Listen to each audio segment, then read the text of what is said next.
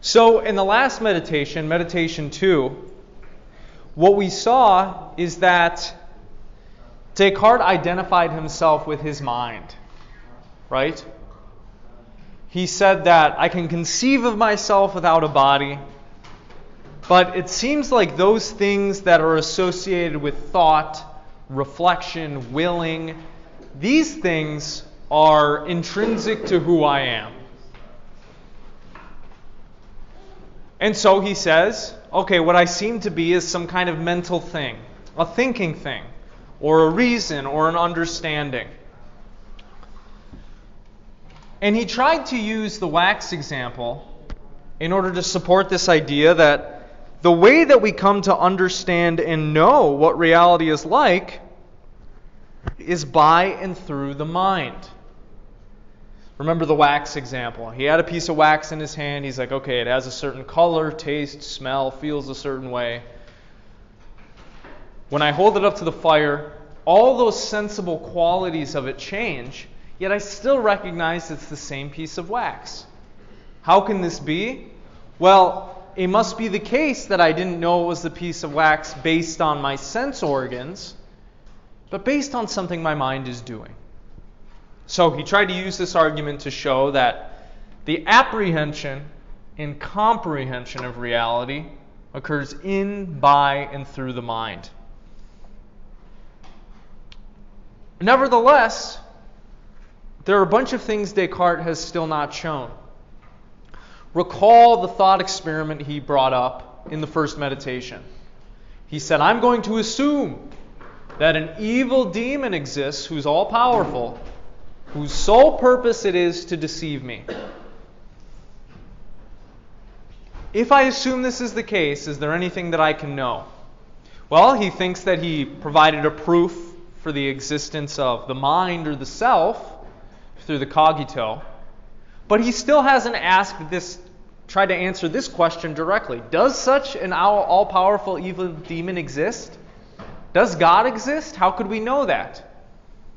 And the reason why this is important is because if this question is still up in the air, Descartes cannot be sure of anything that he has come to show so far. Because it could be that all those things are deceptions, illusions, right? So, as we're going to see, moving forward, he's going to base his knowledge on what he calls clear and distinct perceptions. He's going to say that you can trust clear and distinct perceptions. This can be a basis for your epistemology. Nevertheless, it could still be the case that something is feeding you these clear and distinct perceptions.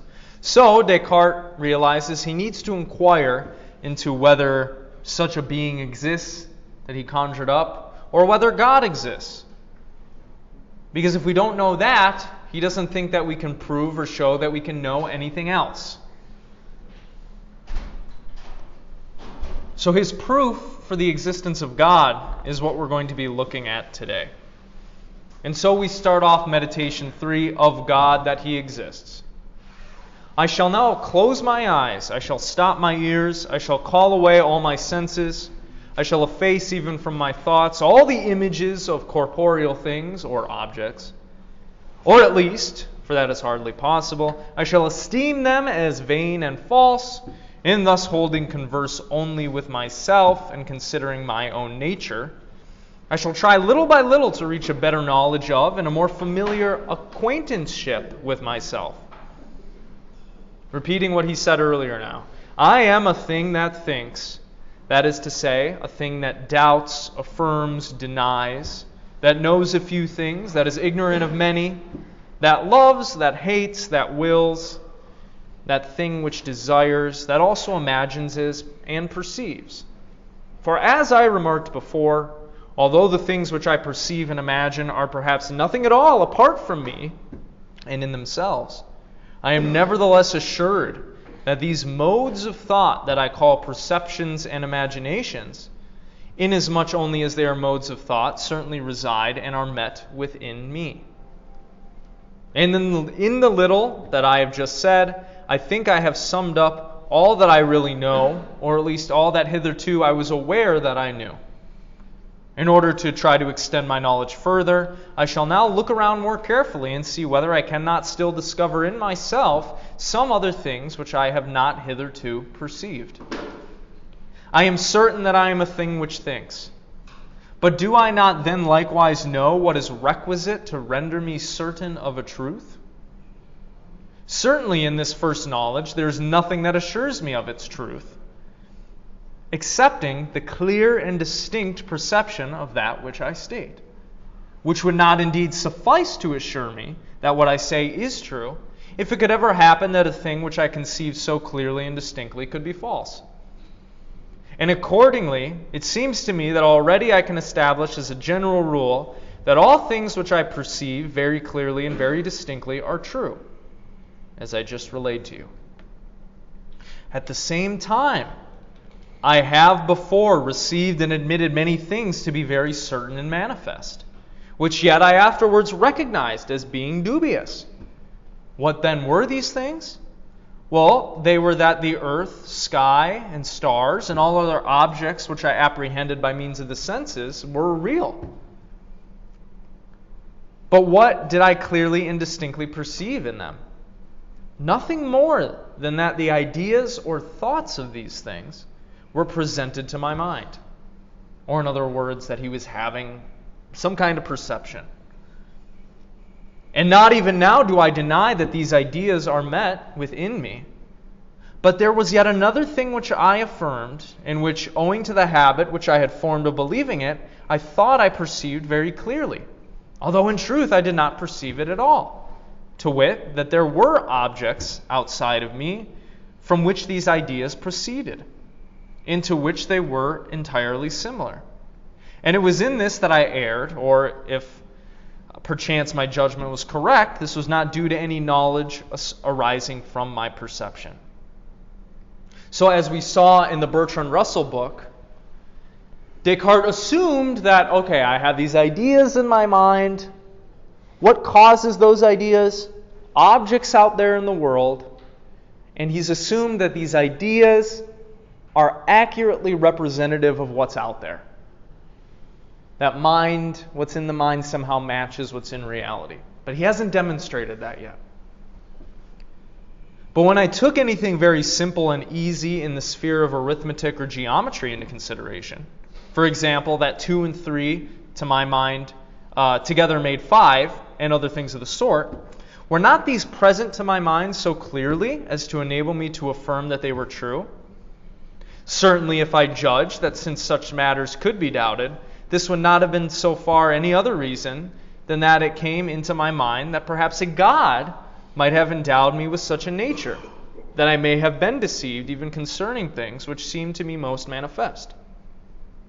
But every time that this preconceived opinion of the sovereign power of a God presents itself to my thought, I am constrained to confess that it is easy to him, if he wishes it, to cause me to err, even in matters which I believe myself to have had the best evidence.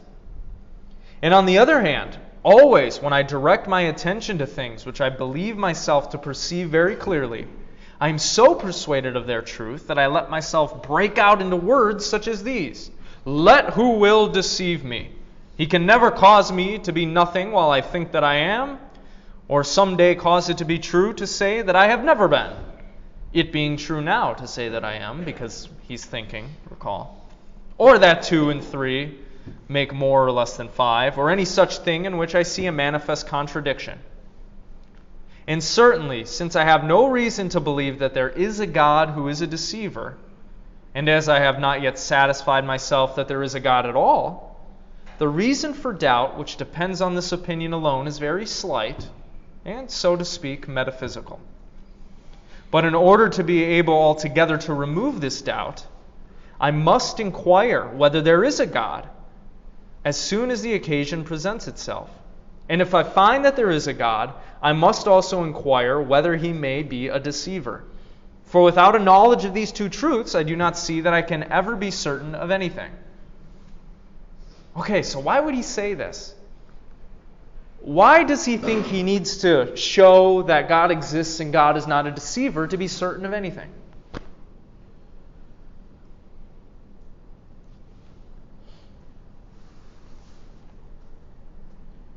Use your critical thinking skills.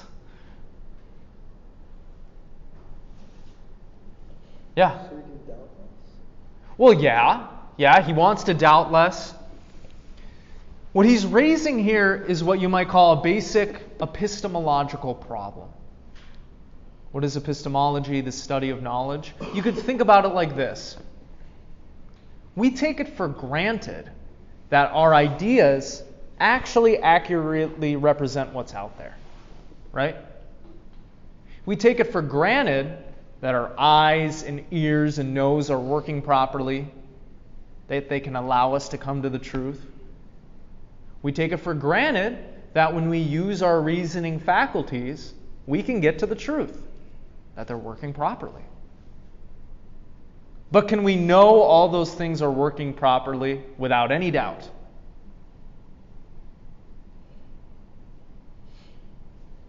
Maybe your senses could be deceiving you right now, like he said in the first meditation. How would you know that?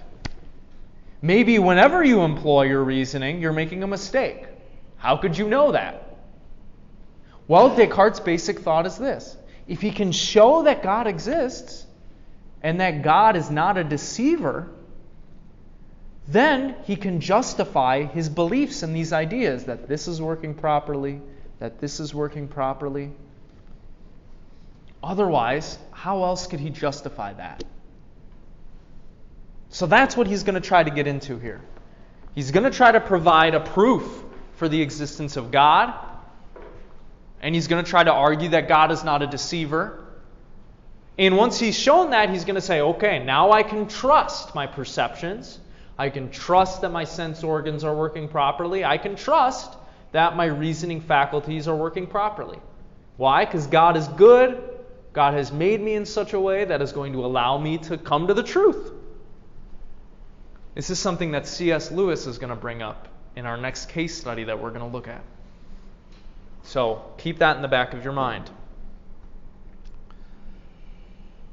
And in order that I may have an opportunity of inquiring into this in an orderly way, without interrupting the order of meditation which I have proposed to myself, and which is little by little to pass from the notions which I find first of all in my mind to those which I shall later on discover in it, it is requisite or necessary that I should here divide my thoughts into certain kinds. So he's going to make a distinction here, an important one. And that I should consider in which of these kinds there is, properly speaking, truth or error to be found. Of my thoughts, some are, so to speak, images of things. Into these alone is the title idea properly applied. Examples are my thought of a man, or of a chimera, or of heaven, of an angel, or even of God. But other thoughts possess other forms as well. For example, in willing, fearing, approving, denying, though I always perceive something as the subject of the action of my mind, yet by this action I always add something else to the idea, which I have of that thing. And of the thoughts of this kind, some are called volitions or affections and other judgments. So our mind does a lot of different things. It forms different ideas and concepts, and it does different stuff. Close your eyes and imagine a unicorn. Okay, have you all done that? What you are seeing in your mind's eye is an image of a unicorn. Okay, you can open your eyes. Or when you recall a memory, that's an image, right? It's a representation. Those are what he's going to call ideas. But our mind does other stuff. It doesn't just form ideas, representations. It makes judgments. It affirms. It denies. It wills. There's feeling. All these things are not the same thing. They don't all belong in the same category. Now, as to what concerns ideas, if we consider them only in themselves and do not relate them to anything else beyond themselves, they cannot, properly speaking, be false. For whether I imagine a goat or a chimera, it is not less true that I imagine the one than that the other. We must not fear likewise that falsity can enter into will and into affections.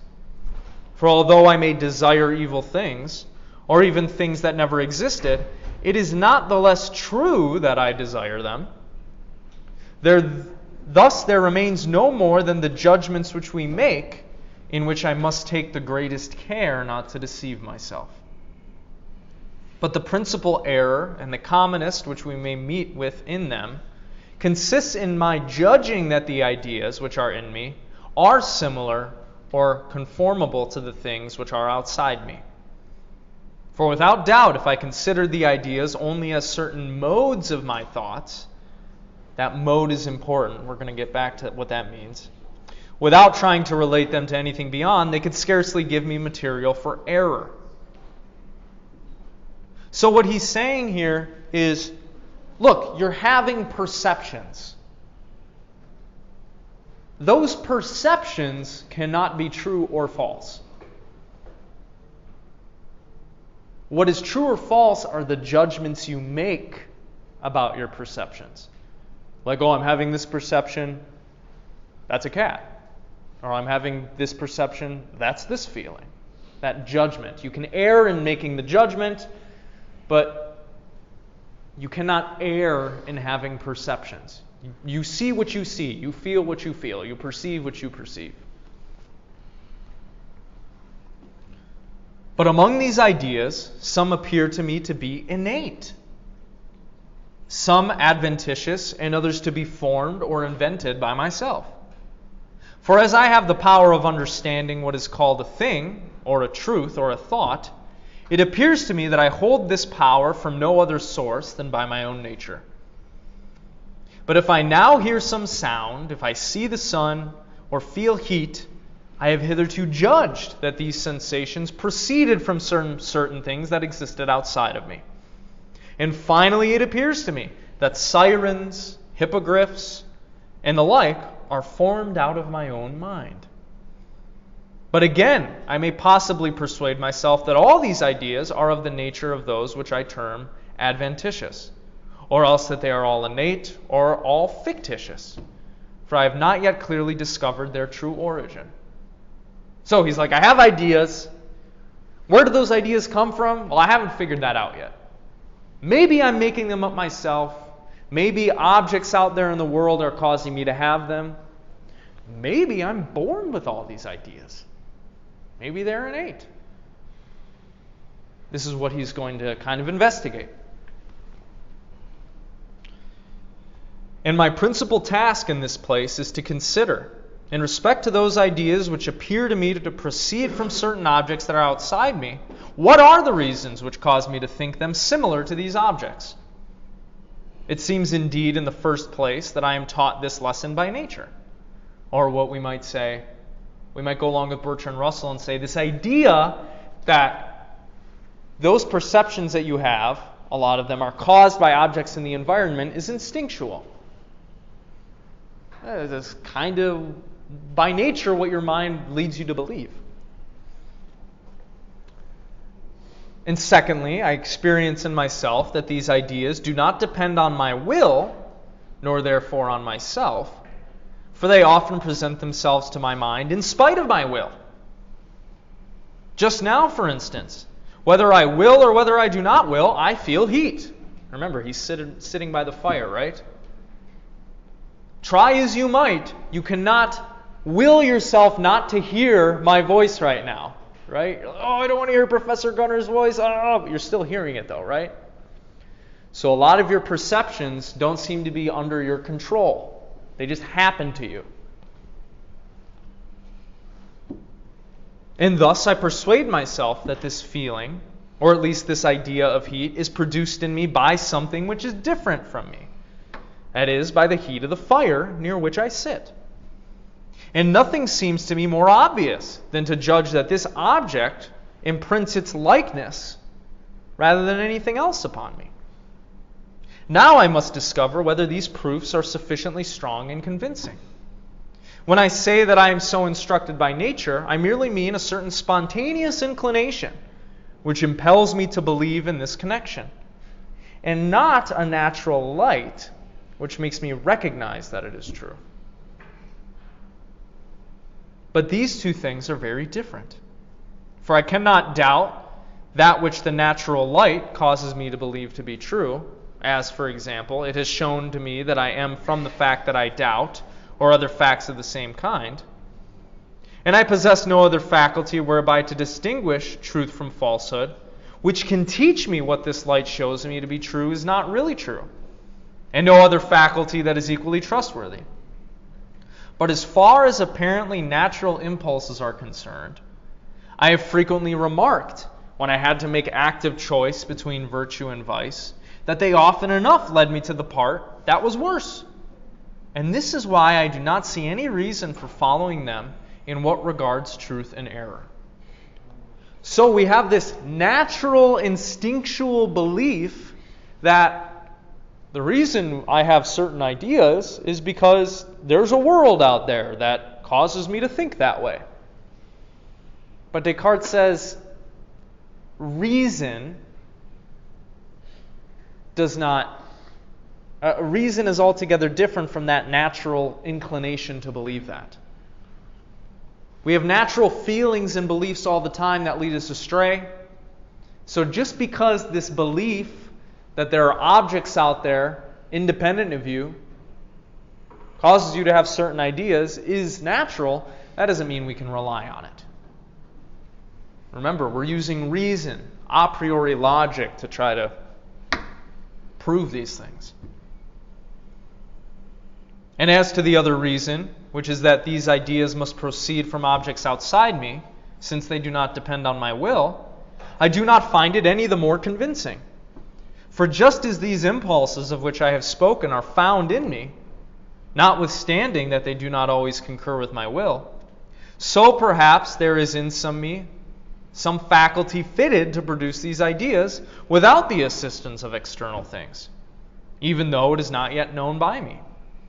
Just as, apparently, they have hitherto always been found in me during sleep without the aid of any external objects. And finally, though they did proceed from objects different from myself, it is not a necessary consequence that they should resemble these.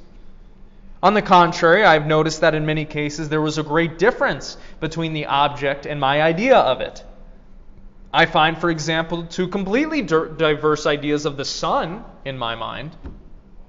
The one derives its origin from the senses, right? I see this bright thing, I feel this hot thing blinding me, and should be placed in the category of adventitious ideas.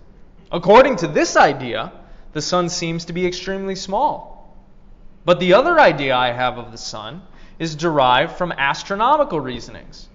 That is elicited from certain notions that are innate in me, or else it is formed by me in some other manner. In accordance with it, the sun appears to be several times greater than the earth. These two ideas cannot indeed both resemble the same sun.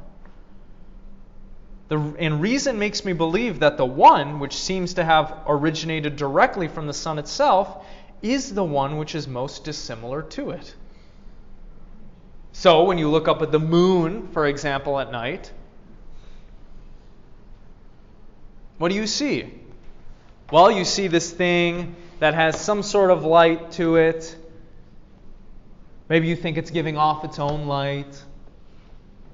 It looks like it's small. You can cover it with your thumb. But what does science tell us? The moon is not giving off its own light. It's reflecting the light from the sun. And it is much bigger than your thumb. So it would seem the ideas that we get from the senses lead us astray. They lead us to false conclusions sometimes.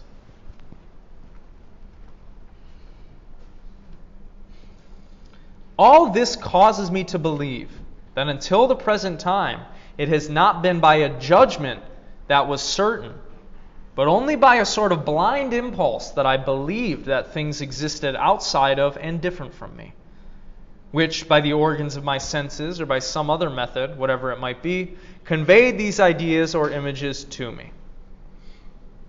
But there is yet another method of inquiring whether any of the objects of which I have ideas within me exist outside of me. If ideas are only taken as certain modes of thought, I recognize amongst them no difference or inequality, and all appear to proceed from me in the same manner. But when we consider them as images, one representing one thing and the other another, it is clear that they are very different one from the other. There is no doubt that those which represent to me substances are something more and contain, so to speak, more objective reality within them. That is to say, by representation, participate in a higher degree of being or perfection than those that simply represent modes or accidents. And that idea, again, by which I understand a supreme God, eternal, infinite, immutable, all-powerful, all-knowing, and the creator of all things which are outside of himself, has certainly more objective reality in itself than those ideas by which finite substances are represented. Okay, so he has a lot going on there. It would be helpful to you to understand this distinction that he's making. He's going to go into a proof for God's existence. And it's going to rely on a distinction he makes between modes and substances.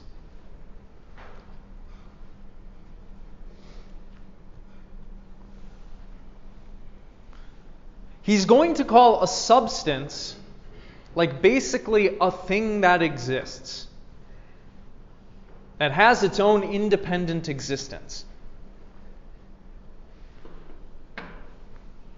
So, a ball would be a substance.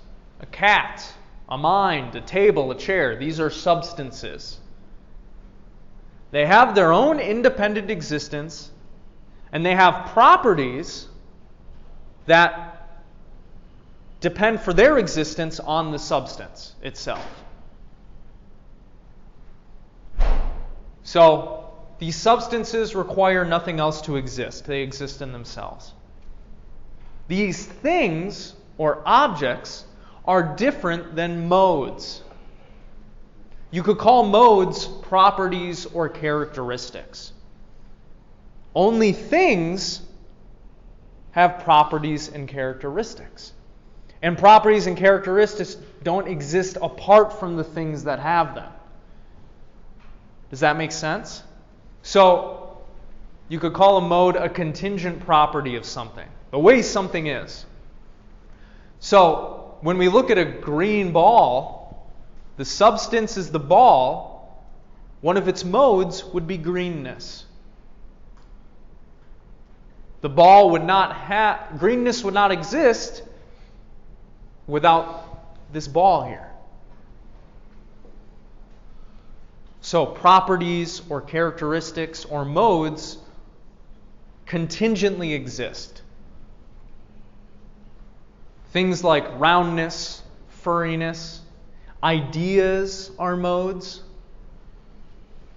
These are things that don't have their own existence, but they depend on something else for their existence. Does this distinction make sense? So substances exist, modes exist, but they're contingent on substances for their existences. He's making this distinction because he's about to say that we have these certain ideas of God, and since they must come from somewhere, we can show that because we have certain ideas, we can deduce that God exists. This is going to be an interesting proof. Let's see if you agree with it. Okay? Now it is manifest by the natural light that there must at least be as much reality in the efficient and total cause as in its effect. In other words, if you have something that's causing an effect within you, the cause has to be at least as real as the effect it produces. Okay? For pray, whence can the effect derive its reality, if not from its cause? And in what way can this cause communicate this reality to it unless it possessed it in itself? And from this it follows not only that something cannot proceed from nothing, but likewise that what is more perfect, that is to say, which has more reality within itself, cannot proceed from the less perfect. And this is not only evidently true of those effects which possess actual or formal reality, but also of the ideas in which we consider merely what is termed objective reality. To take an example, the stone which has not yet existed not only cannot now commence to be, unless it has been produced by something which possesses within itself, either formerly or eminently, all that enters into the composition of the stone. That is, it must possess the same things or other more excellent things than those which exist in the stone. And heat can only be produced in a subject in which it did not previously exist by a cause that is of an order or degree or kind, at least as perfect or real as heat. And so in all other cases. But further, the idea of heat or of a stone cannot exist in me unless it has been placed within me by some other cause, which possesses within it at least as much reality as that which I conceive to exist in the heat or the stone itself. For although this cause does not transmit anything of its actual or formal reality to my idea, we must not for that reason imagine that it is necessarily a less real cause. We must remember that since every idea is a work of the mind, its nature is such that it demands of itself no other formal reality than that which it borrows from my thought, of which it is only a mode. But in order that an idea should contain some one certain objective reality rather than another, it must without doubt derive it from some cause in which there is at least as much formal reality as this idea contains of objective reality. For if we imagine that something is found in an idea which is not found in the cause, it must then have been derived from naught. But however imperfect may be this mode of being by which a thing is objectively, or by representation, in the understanding by its idea, we cannot certainly say that this mode of being is nothing, nor consequently that the idea derives its origin from nothing. So here's another little distinction that is going to help you.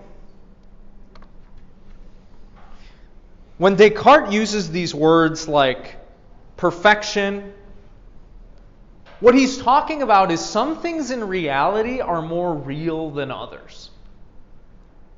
So, for example, things that have the minimum amount of reality or perfection would be modes.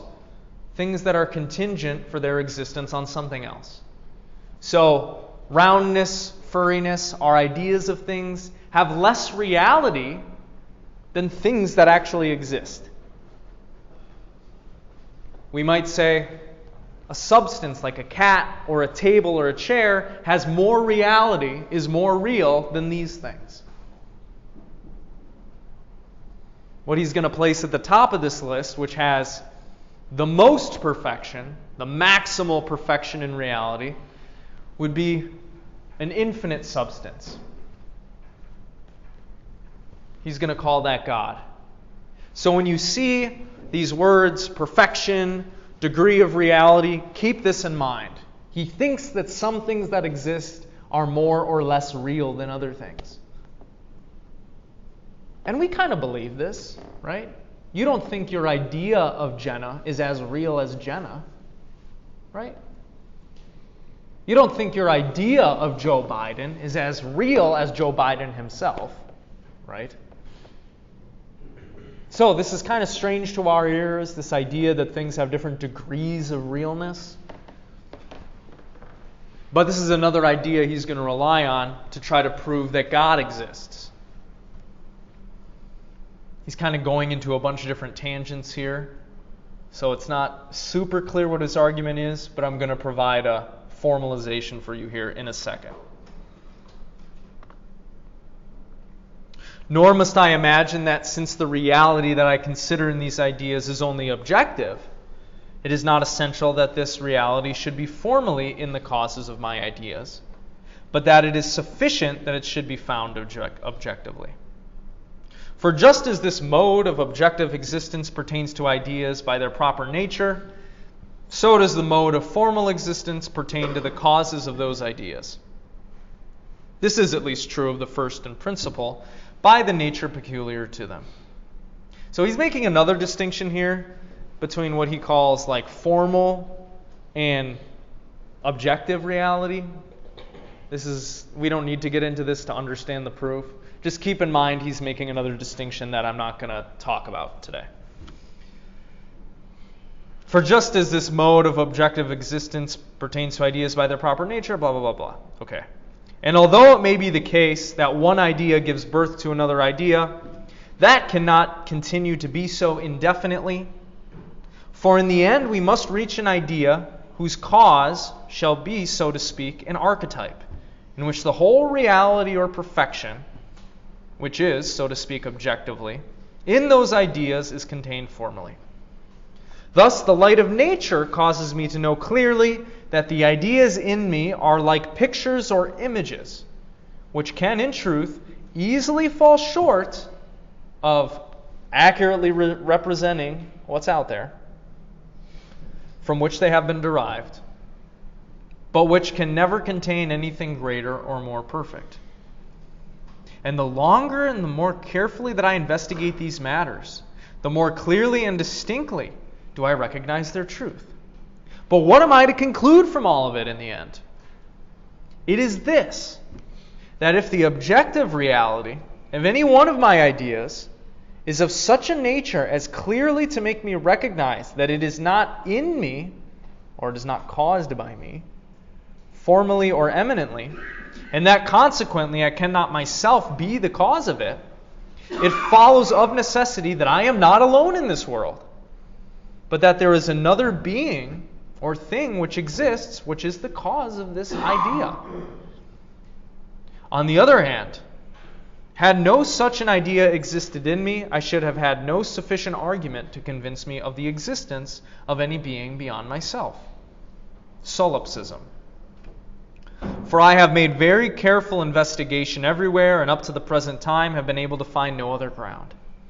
But of my ideas, beyond that which represents me to myself, as to which there can here be no difficulty, there is another idea, which represents a God. And there are other ideas representing corporeal and inanimate things, and other angels, other animals, and others again which represent to me men similar to myself. So he's like, I have all these ideas. I have these ideas, and my reason is leading me to think that I did not make up all of this stuff. What I'm seeing in my mind is not just an invention of my own imagining. As regards the ideas which represent to me other men or animals or angels, I can, however, easily conceive that they might be formed by an admixture of the other ideas which I have of myself, of corporeal things, and of God, even although they were apart from me, neither men nor animals nor angels in the world. And in regard to the ideas of physical objects, I do not recognize in them anything so great or so excellent that they might not have possibly proceeded from myself. So he's still entertaining this idea that all of his ideas, he's just making them up and he doesn't realize it. For if I consider them more closely and examine them individually, as I yesterday examined the idea of wax, I find that there is little in them which I perceive clearly and distinctly. Magnitude or extension in length, breadth, or depth, I do so perceive. Also figure, which results from a termination of this extension. The situation which bodies of different figure preserve in relation to one another, and movement or change of situation, to which we may also add substance, duration, and number.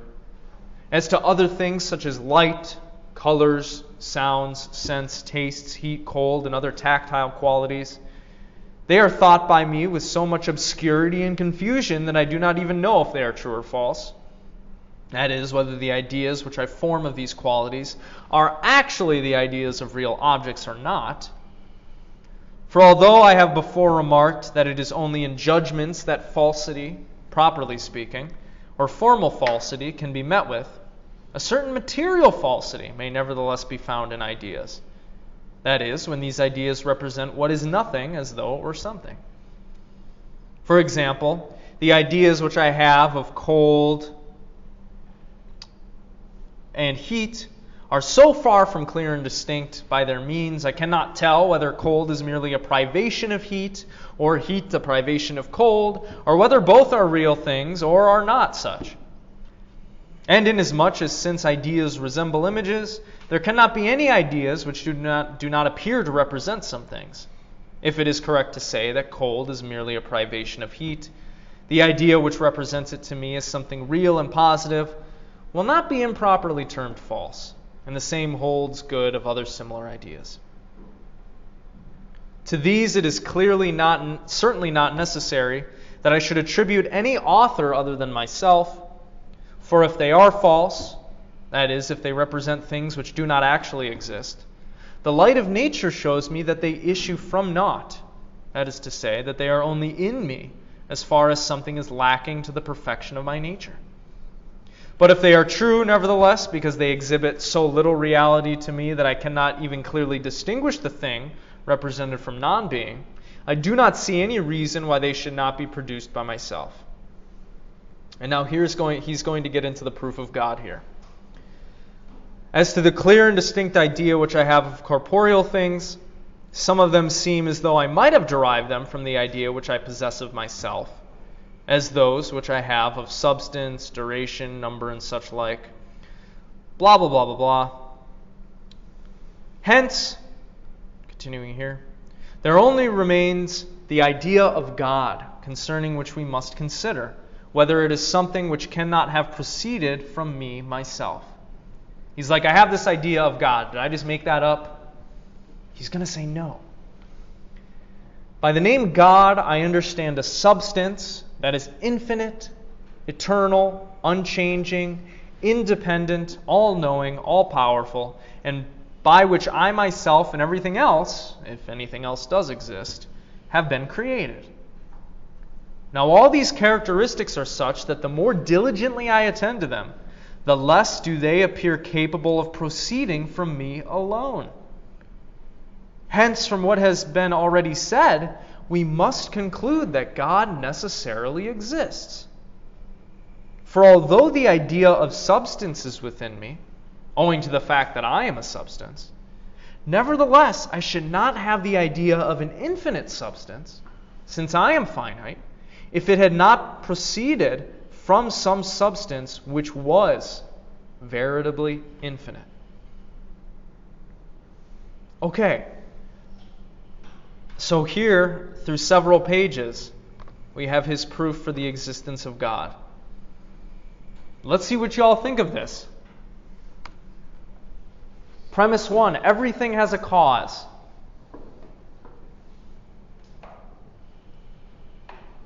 Everything has a cause. Your feelings have a cause. Your ideas are caused in you. Something is causing your watch hands to move. Something causes biological and chemical reactions to occur in your brain. Premise 2. A cause must be realer or as real as an effect it produces. So, if you have the feeling of sadness, and that is caused by a certain chemical reaction in your brain, he would say that chemical reaction has to be at least as real as the sadness that it produces. Otherwise, how could it produce it if it was not as real? The idea of God, this idea of something being infinite, all-powerful, all-good, etc., exists within the human mind. People have this idea. Thus, we can say this idea is caused. It comes from somewhere. So where does this idea come from? Well, based on premise 2, because humans are finite, we are not perfect, we are not all good, we are not all powerful. That idea must have come from something, somewhere else other than our own minds.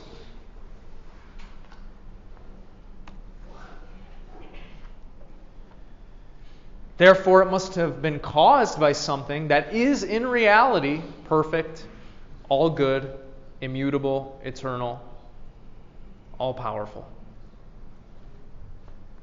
What is that thing? Well, that's God.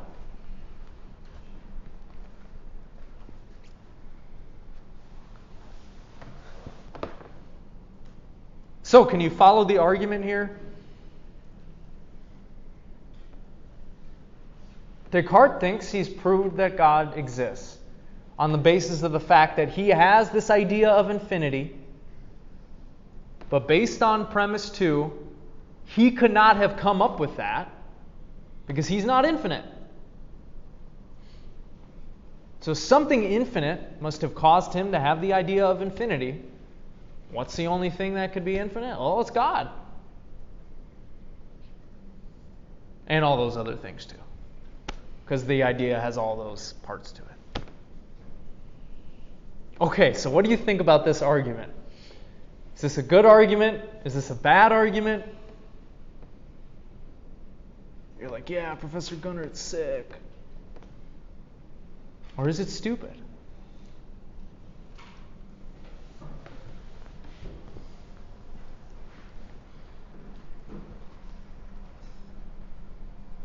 What do you think? What thoughts are popping up for you? Nick? Foreign to don't really follow the way because how humans can just come up with this idea, I don't think that they could. Just because you, like, the idea of a god or something else has been in every civilization ever in the history of humanity. Yeah. So to say that humans can't just come up with that idea, I don't think that's true because I think every civilization has. Descartes might say, well, look, the reason why they have that idea is because God put it in them. Isn't that just a feeling of ignorance? Maybe you disagree with premise 4.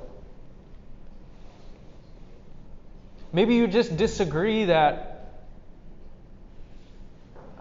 something infinite must have caused you to have the idea of infinity.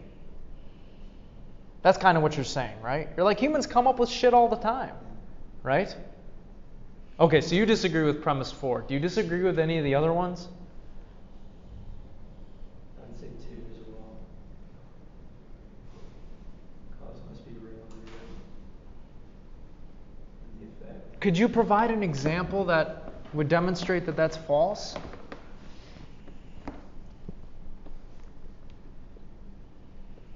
That one's hard for me to think of an example. I think I buy 1. I think I buy 2.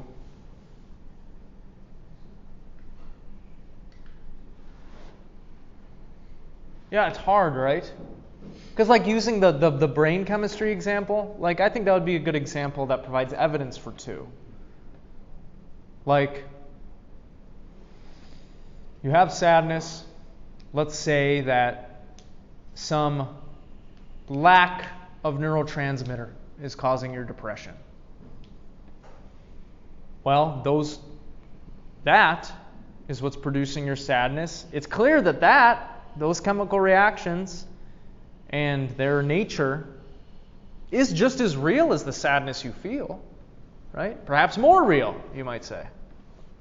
I think, like, the idea that I think it's in my head. I'm imagining that means that like action comes before an idea, but like all the time ideas are based off action. Like you don't Okay. overthrow a government because you want to. Like there's always a reason. And so like in my head, that's like the idea would be in his eyes would be the mode, but in reality, it's what's causing you to do something in your life, which is the second thing. So that's a great question.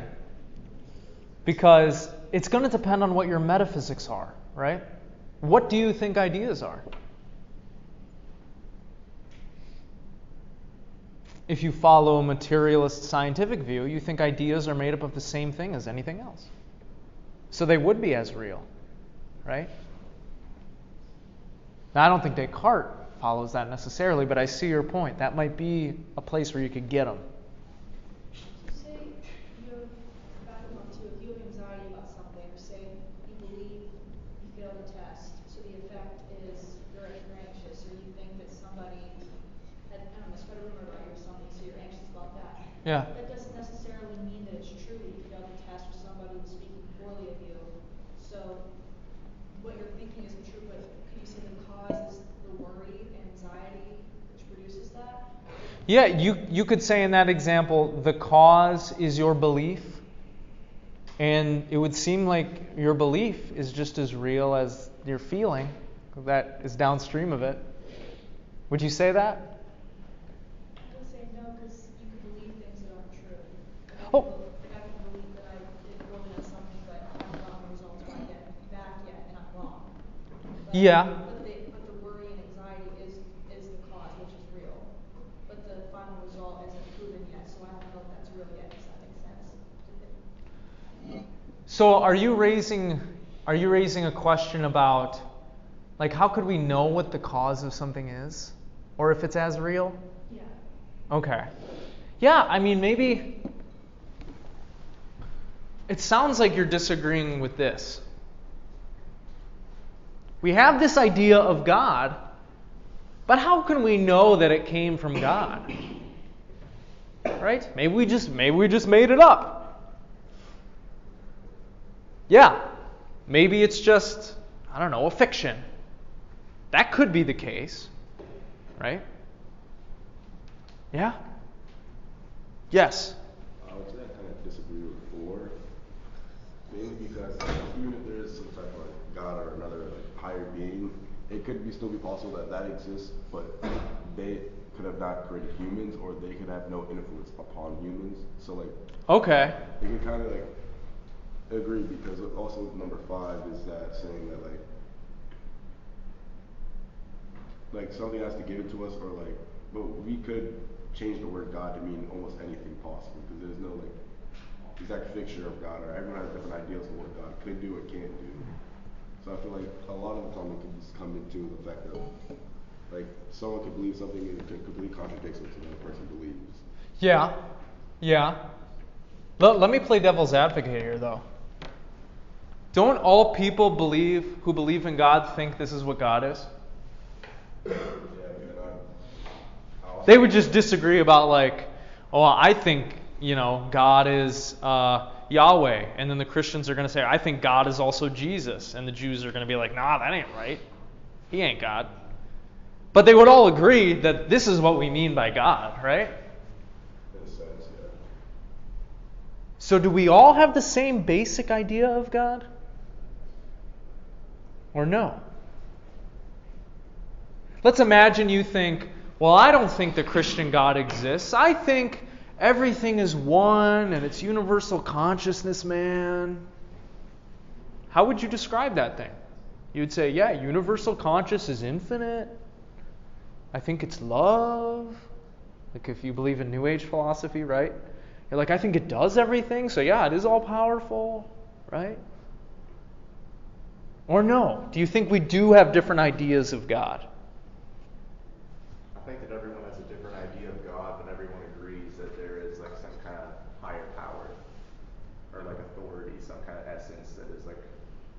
Okay. You know what I mean? Because like it could be like whatever, like you just said, like one spirit, one consciousness. I think that could be someone's quote unquote God. Yeah. Yeah, I mean, you could be like Hindu and think everything is Brahma. You know? You could be Christian and you could identify God as the triune God. Yeah. I wonder if everybody has the same idea of God. And another part of Descartes' argument here that I didn't make explicit to you, but is important, is this. He thinks that we are born pre-programmed with certain ideas or concepts. He believes in what are called innate ideas. Like the idea of God. He thinks we come pre-programmed with this idea when we're born. Can you provide another example of God? Maybe right and wrong. Some people think, for example, if you're a Christian, the law is written on every human heart, such that no man is without excuse. People know what's right and wrong. That might be an example some people give. But people disagree about this. If you look at Locke's philosophy, for example, he has this view which is known as tabula rasa, blank slate. We are born as a blank slate. We don't come pre-programmed with any ideas or concepts.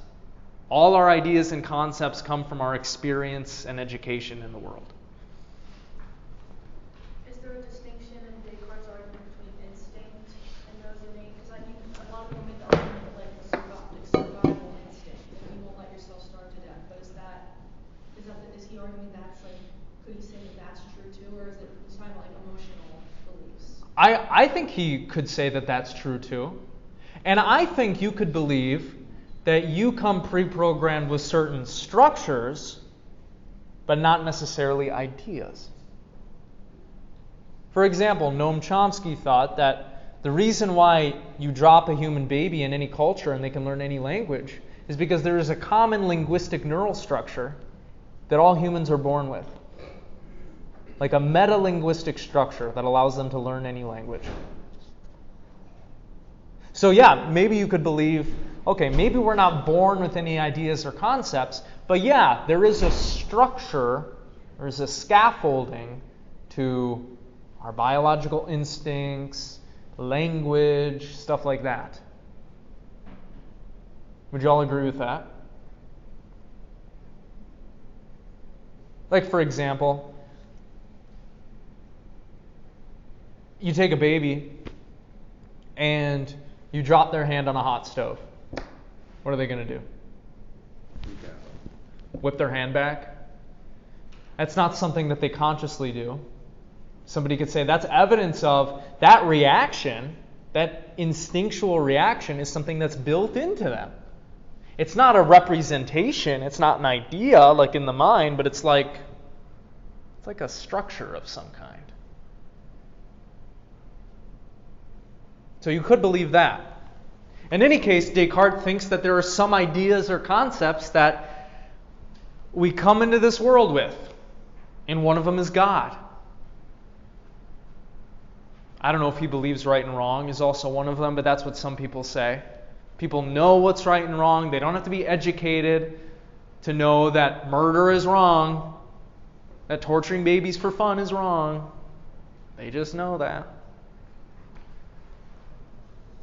So that is also kind of what's lurking in the background here. Okay. So it seems like we agree on this premise, but we disagree that this idea is the same for everybody. Is that what you would say? Like, talk to somebody, from a wildly different culture. They would have some sort of idea of God, right? Or maybe not. I don't know. Maybe it would depend if you go to some really remote tribe. Maybe they don't have a concept of God. But it would seem like everybody you know and everybody I know has this idea. But we might wonder, is that the same idea? Do we all have the same idea? Okay, so maybe there's a little weirdness going on here. And then a lot of y'all were questioning whether this is true. We use the concept or idea of infinity and of the infinitesimal on the flip side in mathematics. Is that just something we invented? Is that something we got from somewhere?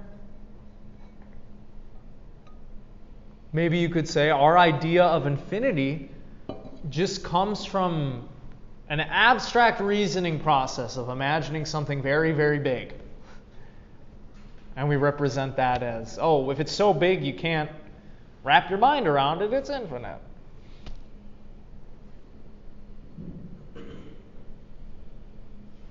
And it seems like y'all are also disagreeing with 5, right? Some of you? The only thing that could cause us to have the idea of infinity, perfection, omnipotence, omnibenevolence all together is something that has those properties.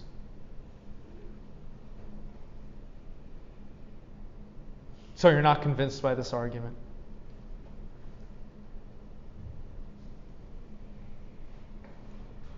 For those of you who aren't convinced, do you still believe in God? So that should cause you to reflect. Why? Do you have some other proof or reasons to give? Something that you could justify your position with, or no?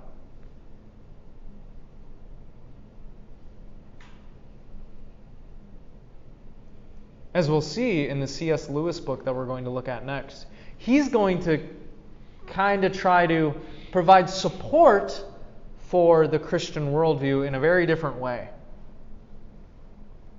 He's going to be engaged in what's called metalogic, which is like an acid trip for the mind, but very interesting. Okay, so you're not convinced. Maybe you believe in God, but a lot of you are not convinced. That's okay. Let's see what he has to say about this. Nor should I imagine that I do not perceive the infinite by a true idea, but only by the negation of the finite. I shouldn't think about it like this. Just as I perceive repose and darkness by the negation of movement and of light. For on the contrary, I see that there is manifestly more reality in infinite substance than in finite, and therefore that in some way I have in me the notion of the infinite earlier than the finite, to wit, the notion of God before that of myself. So he's making a surprising claim here. He's saying, in my life, I had the idea of God before I had the idea of myself.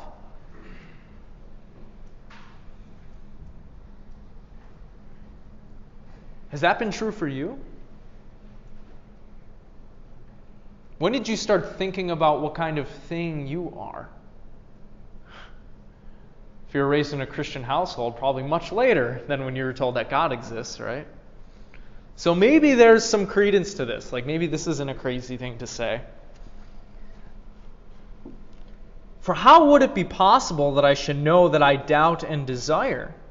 That is to say that something is lacking to me and that I am not quite perfect, unless I had within me some idea of a being more perfect than myself, in comparison with which I should recognize the deficiencies of my nature. Okay, so he's bringing up something really interesting here. This whole time, right, he's been thinking, can I know things? How do I know things? Oh, I don't know the things I thought I know. What he's saying is, his ability to recognize that presumes that he had an idea of a perfect, knowledgeable being already in his mind, which he could compare himself to and notice that, I am not all knowledgeable. I don't know things.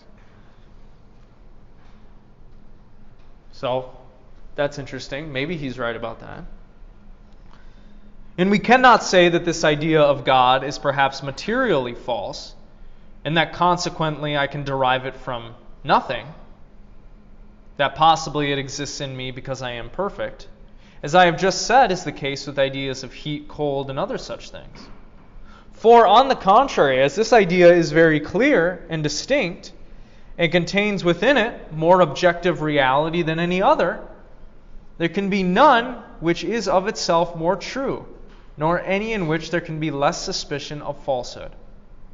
The idea, I say, of this being who is absolutely perfect and infinite is entirely true.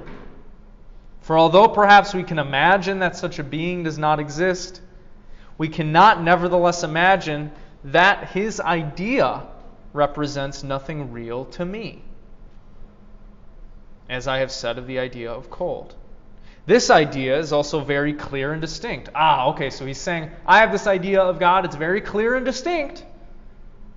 I've told you, you can trust. I can trust my clear and distinct ideas. And since all that I conceive clearly and distinctly of the real and the true, and of what conveys some perfection, is in its entirety contained in this idea. And this does not cease to be true, although I do not comprehend the infinite. Or though in God there is an infinitude of things which I cannot comprehend, nor possibly even reach in any way by thought. For it is of the nature of the infinite that my nature, which is finite and limited, should not comprehend it. And it is sufficient that I should understand this, and that I should judge that all things which I clearly perceive and in which I know that there is some perfection, and possibly likewise an infinitude of properties of which I am ignorant, are in God formally or eminently, so that the idea which I have of him may become the most true, most clear, and most distinct of all the ideas that are in my mind.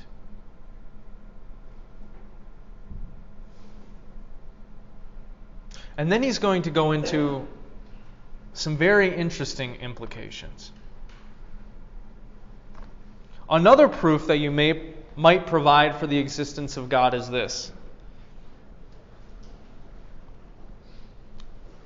Let me know what you think of this proof. God is completely perfect. Premise 1. Premise 2. It would be more perfect for a thing to exist than not exist. Conclusion, God necessarily exists.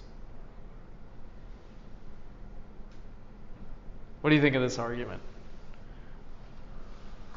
Existence is an inherent property of God's nature.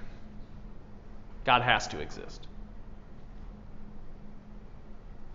Is this a good one? No, why not? What's wrong with this argument? Yeah. If I make an idea for some random entity right now, Yeah. does that make it real? Oh, that's a great question. Yeah. Does that make it exist? The common response to this is, yeah. Can't this apply to anything? I think laptops are perfect. Right? It would be more perfect for a laptop to exist than not exist. Therefore, laptops necessarily exist. Yeah. Doesn't seem like a very strong argument, right? But this is one that is often given for the existence of God. I'll give you just a few more and then we'll end class. Try to reflect on these before next class period. Aquinas gave 5 proofs for God's existence. How about this? Everything has a cause. The universe had to have a cause. The only thing that could have caused the universe to exist is something that exists outside the universe. That can only be God. That's God.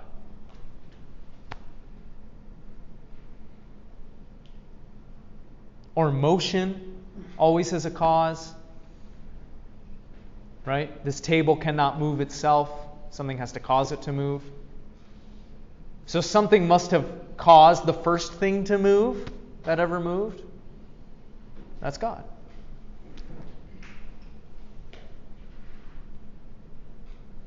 What do you think of those?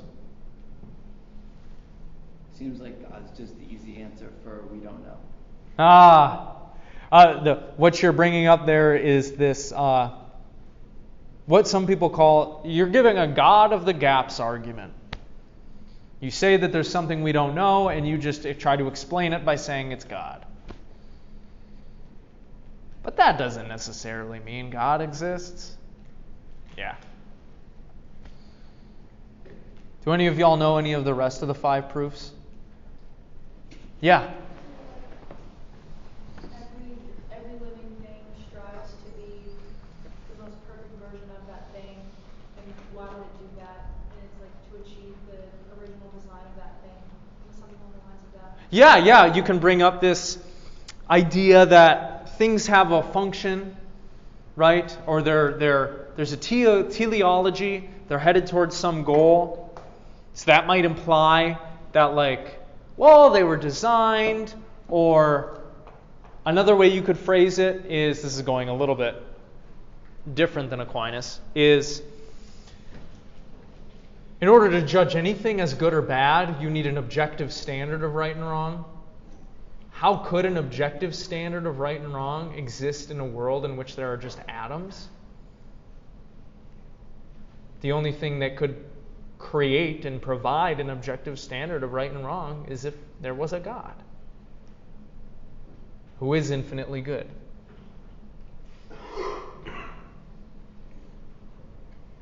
That's another argument that you could give. And so while you might think that what Descartes is doing here is a little silly or drives you toward a conclusion that you don't think is right or you don't think the argument is good, it's been incredibly important in the development of Western history. Okay? Because like everybody who came after Descartes was influenced by him. So spend time actually thinking about this stuff, reflecting on it, because it will make you a better thinker. It will improve your critical thinking and your analytical skills. That's what the whole purpose of this class is. I'm not just reading this stuff to you because I like talking about it. I do. But I'm trying to get you all to use these faculties. Okay.